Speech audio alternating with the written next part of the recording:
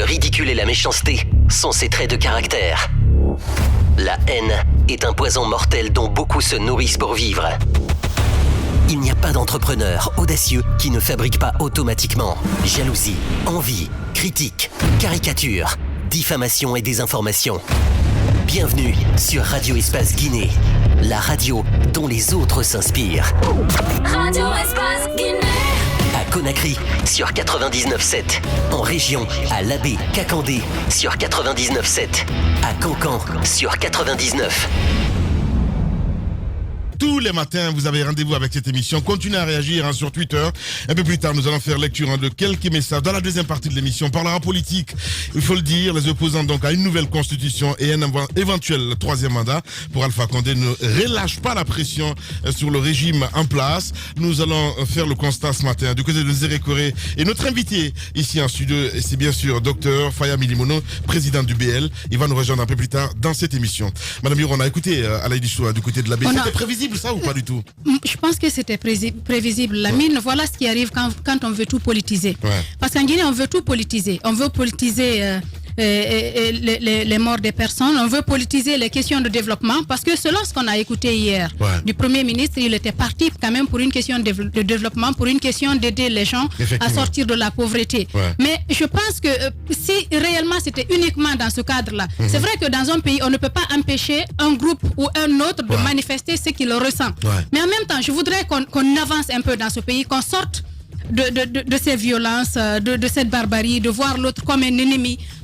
Les gens pouvaient par exemple sortir s'il y a un groupe qui est contre la modification de la Constitution et qu'un autre est là pour qu'on sorte de façon civilisée, qu'on dise au Premier ministre non, nous ne sommes pas d'accord avec vos propos, nous ne sommes pas d'accord avec ce pourquoi vous êtes venus, nous ne sommes pas d'accord parce qu'il y a eu telle ou telle autre promesse qui n'ont pas été tenues, mais de sorte que en fait, ce qu'on veut faire comprendre aux Guinéens, on veut faire comprendre à tous les Guinéens qu'il y a une partie du territoire qui leur est interdite. Alors que c'est pas normal. Justement. Chaque Guinéen a le droit de partir partout où il faut.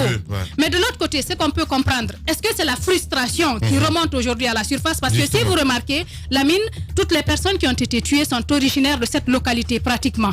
Pratiquement, c'est dans la région de Labé. Est-ce que c'est cette frustration qui remonte à la surface? Effectivement. Si c'est cette frustration, on pourrait comprendre, mais on pourrait le manifester également autrement, sans violence, parce que les manifestations peuvent se faire sans violence.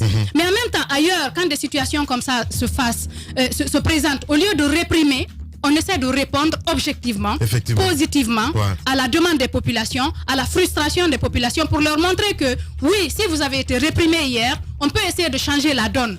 Présenter, vous n'êtes pas des sous-Guinéens, justement, essayez de les écouter, essayez de répondre aux questions qui sont posées, essayez de concrétiser les promesses qui sont tenues, parce que je vais rappeler la mine, vous vous souvenez, je crois que c'était à la veille de la présidentielle de 2015, il y avait eu cette campagne où le président est parti par exemple à Labé, où une première pierre a été posée pour cette usine de pommes de terre. Mais après, qu'est-ce qu'il y a eu? Il n'y a pas eu de suite. Qu'est-ce qu'il pourrait dire aux Guinéens qui sont de ce côté aujourd'hui que la mission, bien sûr, le président de la République n'est pas le Premier ministre. Mais est-ce que ces promesses qui sont en train d'être faites ne sont pas forcément... Parce que les gens vont se poser des questions. Est-ce que c'est pour la campagne, pour le référendum? Est-ce qu'on veut vraiment nous aider à sortir de la pauvreté? Effectivement, on a sémé le doute dans la tête du Guinéen, de sorte qu'aujourd'hui, on ne croit à rien. On ne croit à rien, on pense que tout est politique. Il faudrait qu'on aide le pays à avancer. Il y a cette atmosphère de suspicion. Justement. On ne sait pas qui est qui. Quand vous me parlez, c'est la folie. Je réfléchis par 1000 fois avant de vous croire, parce que pour une première fois, j'ai été dupé. Il faudrait qu'on sorte de ça pour aider le pays à aller de l'avant. Allez-y, Jacques Lewalino. Bon, mon premier propos, c'est d'abord de condamner. Parce que évidemment, Ibrahima Kassori Fofana, en tant que citoyen, doit se rendre partout dans ce pays et ne pas faire l'objet de violences verbales, encore moins de violences physiques. En tant que Premier ministre, donc pour la fonction qu'il incarne, il mérite respect. Donc pour la journée d'hier, je crois ce qui s'est passé, il y a même des opposants qui le déplorent. Je crois que ça ne devrait pas arriver. En tout cas, la réponse que les citoyens ont eue vis-à-vis de lui, en fonction bien entendu de tout ce qu'on pense politiquement, ne devrait pas être de la sorte. Ça devrait être mieux réfléchi.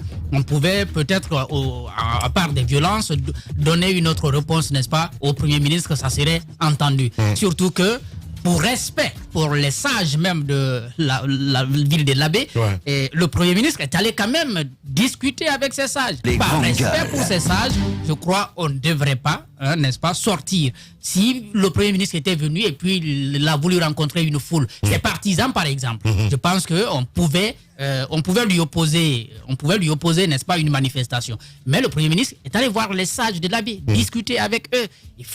On a bien compris, le compte rendu de Alaï Disso, que il n'avait même pas encore le contenu des discussions avec les sages. Ils sont descendus dans les rues. Donc, je pense que c'était quelque chose de préparé. C'est-à-dire, on s'est dit, si le Premier ministre arrive ici, on va l'attaquer. Je prends juste un exemple. C'est vraiment pas une comparaison parce que ce ne sont pas les mêmes crises. Ce n'est pas au même niveau. Mais on a pu le voir avec l'ancien Premier ministre malien aussi, de cette façon-là, Moussa Mara, alors qu'il y avait un conflit. Le conflit, il existe encore, mais en cette période, c'était encore beaucoup plus grave.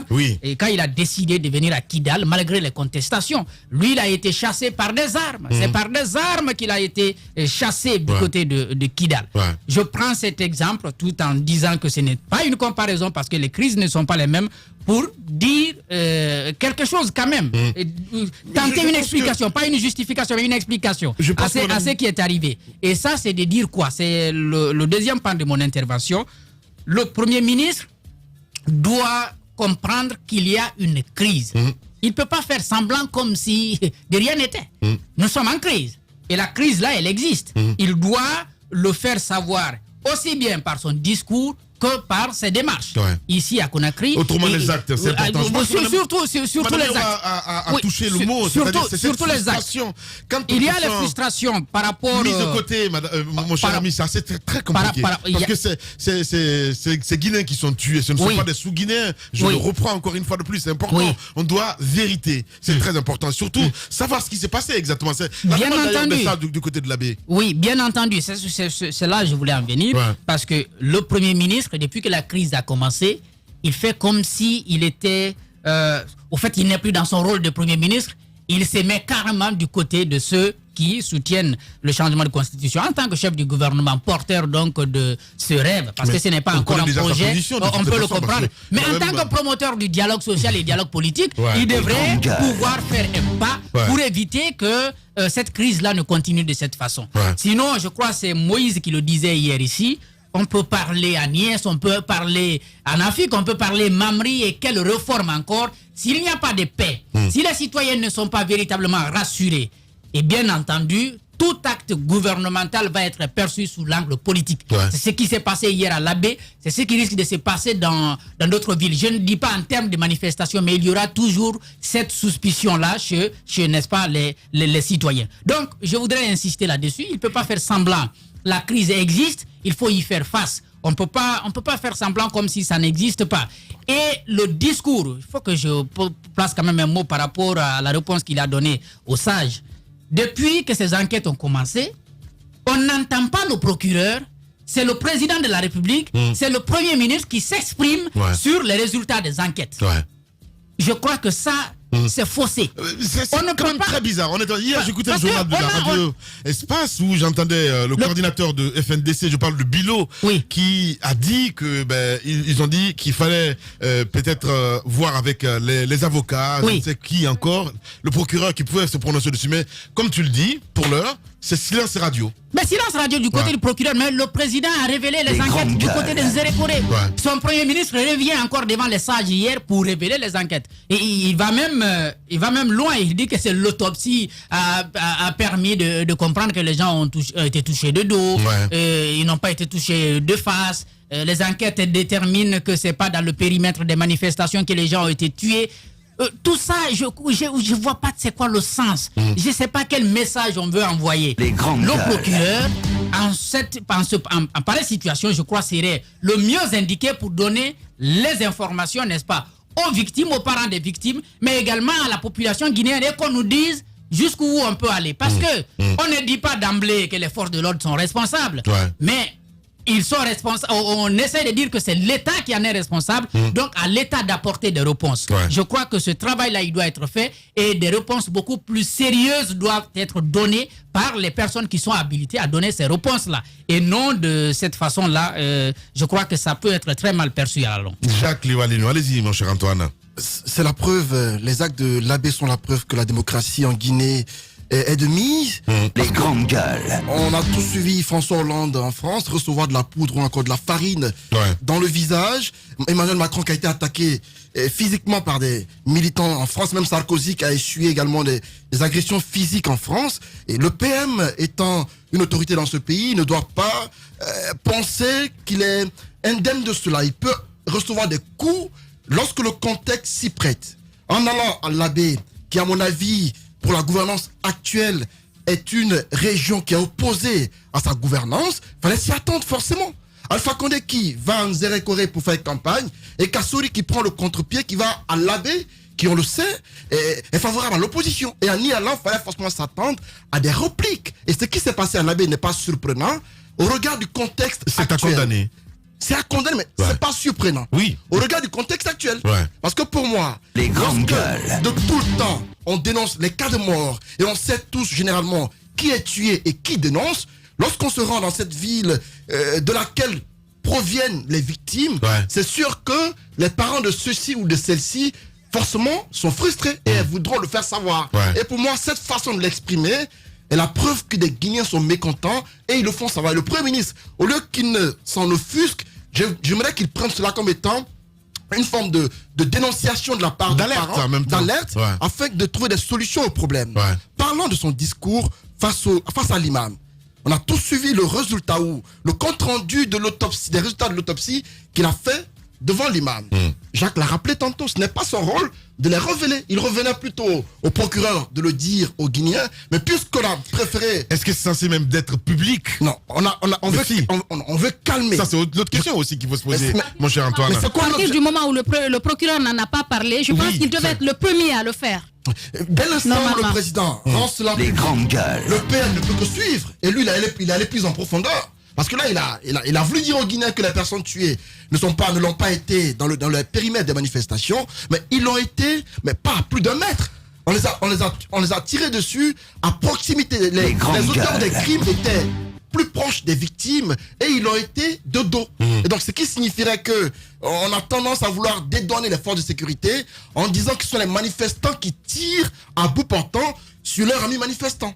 C'est important qu'on nous révèle cela afin que les gens sachent ce qui se passe. Si c'est la justice qui le dit, c'est important que les Guinéens soient situés sur qui tue en Guinée, parce que ce n'est pas les seules enquêtes qui ont été menées. On attend encore de savoir l'agression contre le véhicule de Cellou Dalein Diallo, c'est à quel niveau? Jusqu'ici, ce n'est pas rendu public. Et donc, cette façon de faire du PM, c'est une façon de calmer les choses à l'abbé, et j'attends de savoir comment est-ce que la population encaisse cela, comment est-ce qu'elle prenne cela. Mais c'est pas une façon de calmer les choses. Ben si, c'était une façon pour lui de calmer les autorités. Non.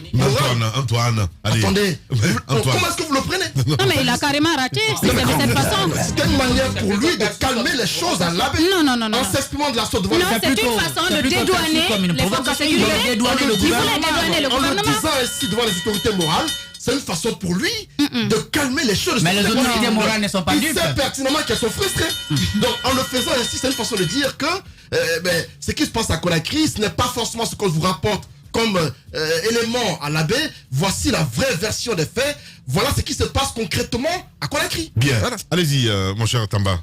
De toute façon, il faut déjà commencer par constater que la plupart des choses ne se font pas normalement dans ce pays. Et je suis parfaitement d'accord avec Moussa Hierro, avec Jacques, que c'est au procureur de procéder à cela. Mais vous savez, depuis toujours, ce procureur, il s'entoure de cette bulle de silence. Finalement, on n'entend pas grand-chose de toutes les enquêtes. C'est seulement à la faveur de telle communication politique que l'on entend tel a fait ceci, tel a fait cela. Cela dit, on va savoir en attendant, bien sûr, que le procureur puisse communiquer là-dessus. Il nous lâche comme ça quelques bribes d'informations très intéressantes par rapport à ce dossier d'enquête. Encore que l'enquête doit pouvoir confirmer ou même infirmer ce que le Premier ministre et même le Président de la République ont dit. On vous dit que on parle de 11, les 11 premiers cas, on vous dit tous les 11 ont été tués de dos. Ils ont reçu une balle de dos, à seulement quelques mètres. Première observation qu'il nous fait, sans nous dire... Tous n'ont pas forcément reçu une balle de dos. Par Justement. exemple, le jeune des rails de cause a reçu une balle en face. La personne qui a tiré sur lui était en face de lui. À bout portant. Bon, à Et bout c'est portant, sur le ça, je ne thorax, sais pas. en Wow. face. Ok. Je ne sais pas si c'est à bout portant, mais... Tamba, c'est en quand face. la balle traverse, imaginez la Non, suite. non, ça peut bien traverser. Il va Ça finir, dépend de allez-y. l'endroit que ça Allez-y, mon touche. cher Tamba. Ça Ouais. dépend de l'endroit que ça touche. Ça peut bien traverser. Si nous sommes faits de chair, si ça ne touche pas un os facilement, ça traverse. Donc, à bout portant, encore une fois, pour moi, c'est une expression particulièrement galvaudée, à laquelle il va falloir donner un sens un peu plus raisonné dans le contexte actuel. Revenons à la situation d'aujourd'hui. Revenons donc au sujet lui-même. Moi, je dis, première chose à faire, moi, je pense que l'abbé aurait dû se saisir d'une telle occasion pour organiser une sorte de sit-in civilisé, sans violence, pour venir auprès du Premier ministre et lui dire tout ce qu'ils ont à lui dire. Mais ce qu'ils ont fait est très improductif pour eux-mêmes. C'est très improductif pour le combat que mène de manière, et là il faut le souligner, jusque-là, le combat très civilisé du FNDC, quand on a vu les manifestations autorisées, je l'ai dit précédemment, je le redis encore, c'est resté un combat très civilisé. Et donc, cette sortie hier du côté de la baie avec des routes totalement barricadées, c'est pour dire, écoute, tu n'es pas le bienvenu ici c'est chez nous, c'est nous qui commandons. Il faut quand même rappeler qu'il y a une série d'éléments à prendre en compte. Nous sommes dans une république. Nous ne sommes pas à l'ère de royaume, où on dit chacun coordonne son petit lopin de terre. Nous sommes en République de Guinée. Et cette république est régentée par un État. Et le Premier ministre n'est pas des moindres parmi les représentants de cet État. Le Premier ministre, accompagné de 5 ministres, donc un appareil d'État, se déplace et arrive dans un territoire sur lequel il est maître. Et on dit, tu n'entres pas ici. On bloque. Il faut saluer la réponse du Premier ministre. Il aurait pu faire l'appel à l'armée pour sortir s'il voulait sortir. Mais c'était responsable de sa part pour dire, Les grandes écoutez, je préfère rester confiné pendant 4 heures. Vous rendez compte de la symbolique que ça dégage derrière, que le Premier ministre, le chef du gouvernement, accompagne de 5 ministres, accepte donc d'attendre pendant 4 heures qu'il soit confiné, le temps que l'on puisse venir libérer sans grand dommage la voie pour qu'il puisse avancer. Moi, si j'étais concerné par ceci, j'aurais fait exactement ce que je disais précédemment. Ça aurait été un sit-in avec une déclaration clairement élaborée qu'on lirait au Premier ministre. On ferait en sorte qu'il puisse nous entendre pour qu'il entende toutes les récriminations qu'il y avait à faire par rapport à cela. Encore une fois, je pense qu'on aurait mieux gagné. Et il faut le souligner, nous sommes dans un pays trop sensible.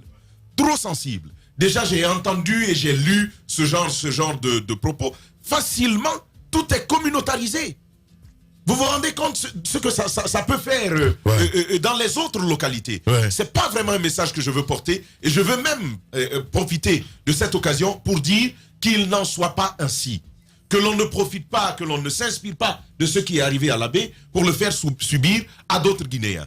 La Guinée nous appartient tous. Il faudrait que dans chacune de nos réflexions, dans chaque acte que nous posons, même pour nous opposer à la nouvelle constitution, on prenne en compte l'idée que la Guinée est une et qu'aucun lopin de terre n'appartient exclusivement à une zone ou à un groupe donné. Il faut que ce soit très compris. Parce que ce qui s'est passé à la baie, premièrement, et la toute première chose à faire, c'est condamner. C'est ce qu'il faut faire. Mais ensuite, dire au Premier ministre de prendre en compte l'expression. Les collègues ont dit rejet, pardon, les collègues ont dit frustration, il y a eu plusieurs termes qui sont sortis, mais moi je lis ça comme l'expression d'un rejet. Un monsieur vous dit, je viens avec un programme, et on cible votre localité, pour compter parmi les premiers à bénéficier d'un programme de l'ANIES. On l'a entendu hier, c'était un programme assez intéressant. Mais on dit, garde ta prospérité là pour toi. Ce partage de la richesse là, nous on ne veut pas, ne viens pas chez nous. Mais ça, c'est l'expression du rejet pur et dur. Ouais. Pas seulement du programme, pas seulement du Premier ministre, mais de l'appareil d'État. C'est l'expression d'un rejet. Ouais. Un rejet de politique. Je évidemment. voudrais quand même que le Premier ministre lise cela. Ouais. Et qu'il trouve une bonne réponse. Et que l'État s'active à trouver une bonne réponse. Quand le peuple rejette le pouvoir, ça devient un problème. Parce que nous sommes en démocratie. La source de ce pouvoir, c'est le peuple. Ouais. Lorsqu'il l'a rejeté, là, on perd en légitimité. Sur un lopin non négligeable, on parle quand même de l'abbé. Ouais. Et l'abbé n'est pas le résumé de la Guinée non plus. C'est pas le résumé de la Guinée, Bien. mais c'est quand même une des principales villes de Évidemment, ce pays. évidemment. Et donc, vous imaginez, Ouais. il faut qu'il entende ce cri, cette expression de rejet, et trouver le plus rapidement possible une manière de pallier à cela. C'est mon regard. Voilà, Tamba Zakari Milimono. Longtemps, j'ai cherché d'où provenait cette force. Cette force qui nous pousse à rentrer dans l'arène. À balayer d'un revers la pression qui nous submerge. Une détermination de fer dans un gant de velours. Écouter, motiver, recadrer, ajuster sans cesse les moindres détails, les petits riens qui transforment les rêves en exploits. Pour certains, cette force vient d'en haut. Pour d'autres, elle vient de l'intérieur. C'est ce qui nous rassemble. Ce langage qui nous unit, ce qui nous permet d'amener une équipe vers le succès, sous les applaudissements de nos fans. J'ai longtemps cherché d'où provenait cette force, et la réponse est une évidence. Adafo Média, l'excellence, la perfection, la précision, la référence de la sous-région. Adafo Média, le futur, vivons-le ensemble.